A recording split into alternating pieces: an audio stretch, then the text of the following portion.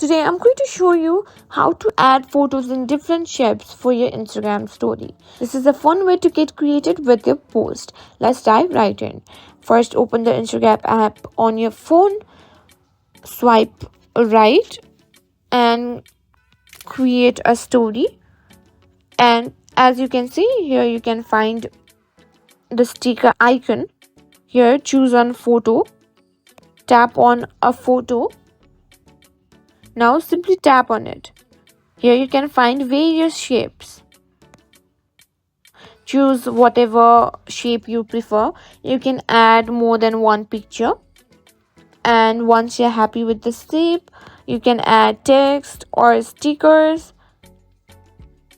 and also other effects to complete your story. Just tap the icons at the top to explore your options, and when you're ready to share, tap on your story at the bottom post and post it for your followers to see.